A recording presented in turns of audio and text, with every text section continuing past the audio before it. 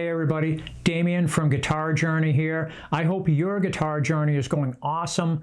I want to talk to you today about what should be your starting point if you're looking to understand music on a deeper level and begin the study of what we call music theory.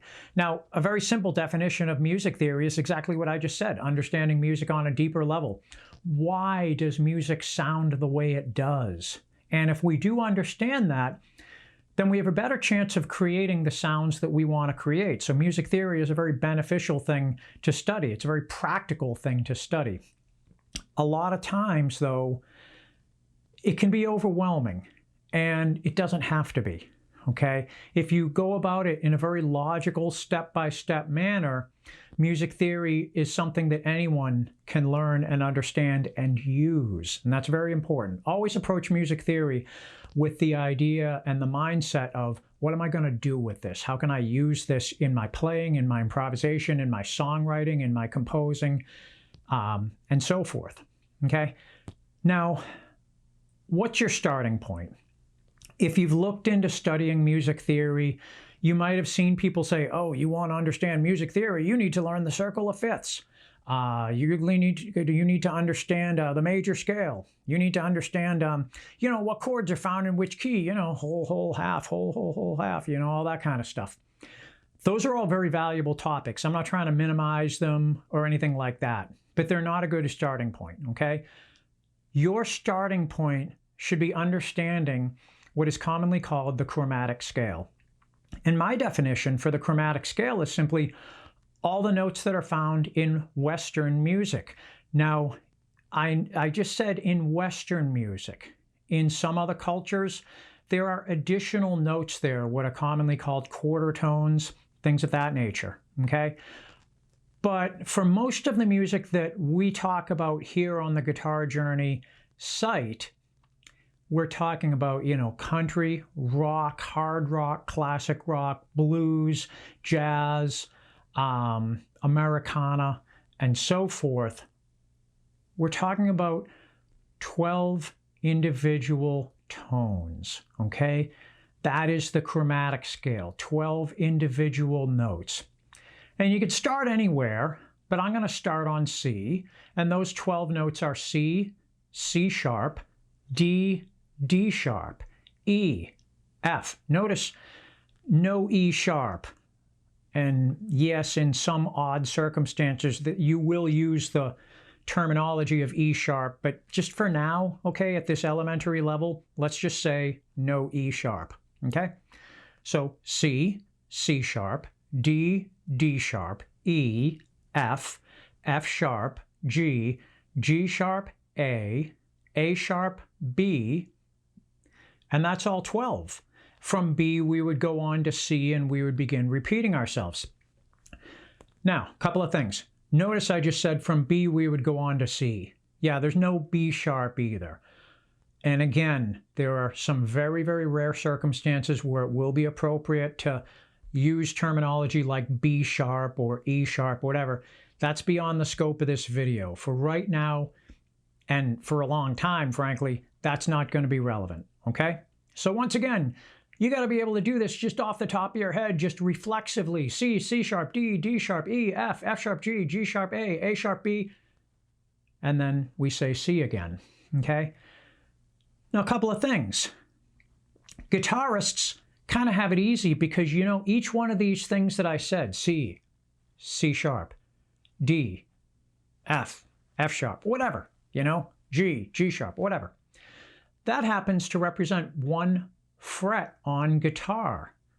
So, as you know, when we tune the guitar, that's an E, okay? That's my low E if we're in standard tuning. Well, guess what? If that's an E at the open string, guess what the first fret is? Of course, it's F. Remember, no E sharp for now. And then we can continue straight up from there. Notice we don't have to start on C. We can start anywhere. Right now I'm starting on E. If I were on the second string, I'd be starting on B. It really doesn't matter where we start. We're going to go through all 12 and beyond if we want. Okay, it keeps repeating. E, F, one fret at a time, F sharp, G, G sharp, A sharp, B, C, C sharp, D, D sharp, E. Hey, check it out. Did you notice where I have two dots on my fretboard? I hit another E. I started with E, and I worked my way all the way up. F, F sharp, G, G sharp, A sharp, B, C, C sharp, D, D sharp. And when I had two dots on my fretboard, that's another E note. And at double dot, the notes start over for me. Well, guess what? We just mapped out the whole fretboard. If we want to do it this way, there are other ways to do it, maybe even better ways, but I can find any note on the neck now. You want me to find a G on the fourth string? Well, let's see. The fourth string is D, right? Again, we're in standard tuning. So I'm going to go D, D sharp at the first fret, E at the second fret, F at the third fret, F sharp at the fourth fret. You guessed it, G at the fifth fret, okay? And yeah, had I continued all the way up to the 12th fret, you'd have heard me saying D all over again. Open D, 12th fret D, okay? Now there's one more piece of information I need to give you. As we say C, C sharp, D, D sharp, E, F, F sharp, G, G sharp, A sharp, B, and then we repeat ourselves again, C, C sharp, and so forth. You may have heard of flatted notes. Yeah, there are flatted notes too. Here's the thing. Sometimes notes go by two names. C sharp can also be called D flat. And similarly, D sharp can also be called E flat. F sharp can also be called G flat. G sharp can also be called A flat. A sharp can also be called B flat, okay? Now, as far as why that is, it's kind of beyond the scope of this video. Some people will tell you, oh, when you're going up, you call them sharps, and when you're coming down, you call them flats. That's not exactly wrong, but it's really not the right information, okay? Context matters, and the context in which you're talking about, the key in which you're talking about, is what's really going to correctly dictate whether we call a note by its sharped name or its flatted name. The technical term for when notes go by two different names, like D sharp can also be called E flat, we would say that D sharp and E flat are N harmonic, En harmonic to each other. It really isn't that important if you remember that. That's not something you're going to do a lot with. Nice to know though, okay? But the key is just to remember certain notes go by different names, okay, as I just stated, and you really do need to learn both names, okay? To help you understand that a little bit better, I'm going to talk about what sharps are and what flats are. This is a very, very condensed explanation. When you sharp a note, you bring it up one notch, one step, or one half step really, along the chromatic scale, okay? So from a C note, here's a C on the 5th string at the 3rd fret. If I bring it up one fret, remember, this way is up, this way is up, this way is down, okay? We use up and down in terms of the pitches that we're making. So here's C at the 3rd fret. If I bring it up to the 4th fret, it becomes C sharp. If I go up to the 5th fret, I've got a D. But if I bring that D down one fret, I'm going to call it D flat, okay? Again, C sharp and D flat are N harmonic. When we bring a note up by a half step, okay, by one fret, we're said to be sharping it. When we bring it down by one fret, one half step, we're said to be flattening it, okay?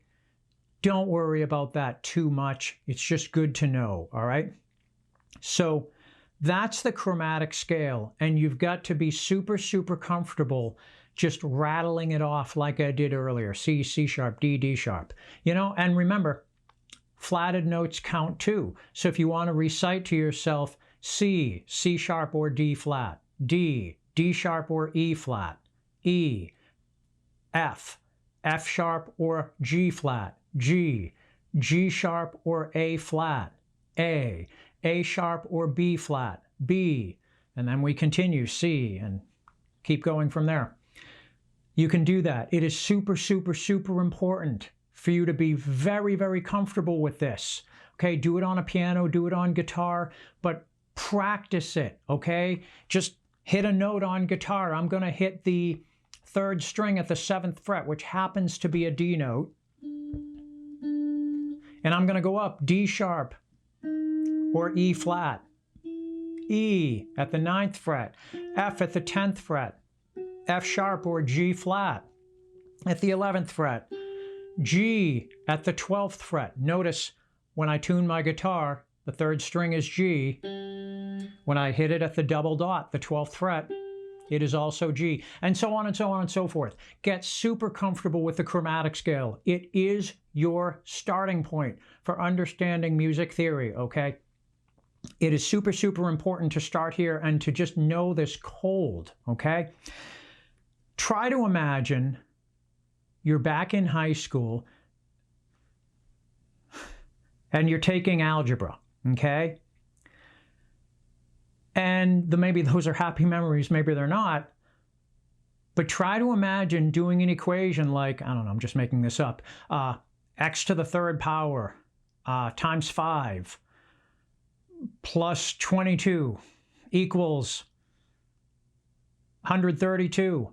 Go ahead and solve for x. Can you imagine trying to figure that out if you couldn't do basic addition, subtraction, multiplication, division? Yeah, exactly. Same thing with trying to learn the circle of fifths or the major scale or whatever, understanding not only what chords are in which key, but why those chords are in that key.